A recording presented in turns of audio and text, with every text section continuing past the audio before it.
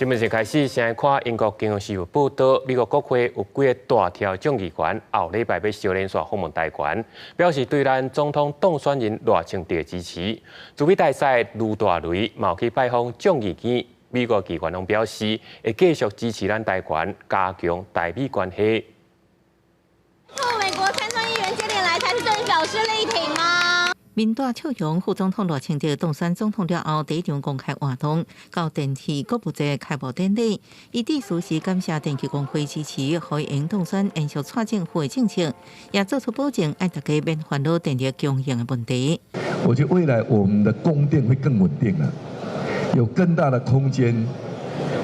让外资、让台商继续投资在我们台湾这块土地上，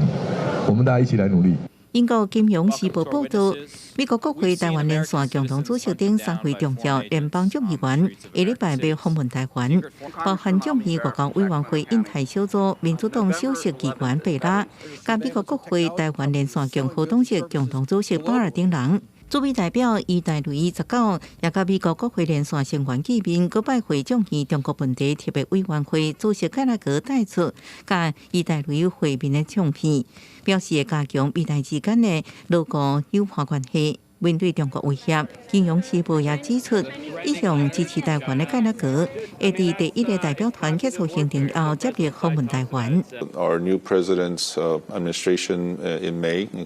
20th of this year. The U.S. policy towards Taiwan will continue to be the same, to continue strengthening our existing relations, and also based on common values for freedom and democracy.